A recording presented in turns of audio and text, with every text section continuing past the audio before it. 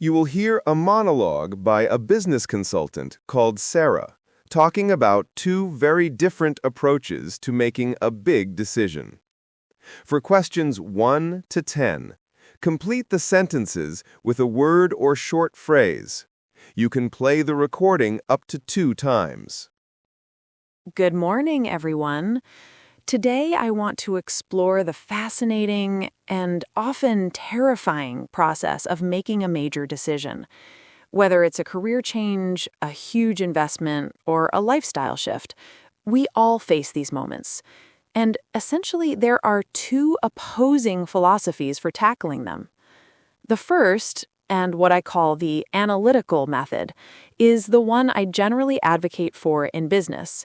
It's thorough, it's meticulous, and it's based on data. The first step here is what we call problem definition. You need to understand the true root cause of the situation. Are you unhappy in your job, or are you just burned out? The solution to one is very different from the other. Once you've defined that cause, the next step is brainstorming. You generate multiple options for how to proceed, at least 5, ideally more. You then research the potential outcome of each option, weighing the pros and cons meticulously. It's a fantastic approach, but it requires a lot of patience and effort. The trap, of course, is what we call analysis paralysis, where you spend so long researching and weighing the data that you never actually make a decision. That's a huge danger and a classic example of overthinking. The second approach is the complete opposite. Let's call it the spontaneity method.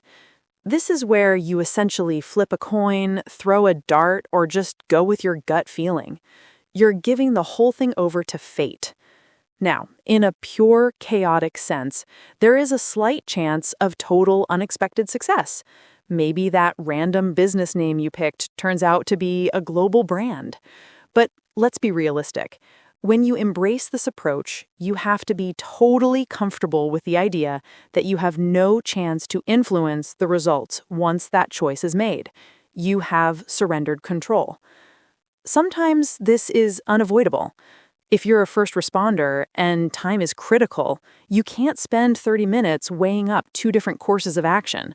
You have to act immediately. But those are exceptional circumstances. For the majority of us, when facing genuinely life-altering decisions, where the outcome will affect our happiness, finances, and future, you should rarely, if ever, leave the choice to randomness. The risk is just too high.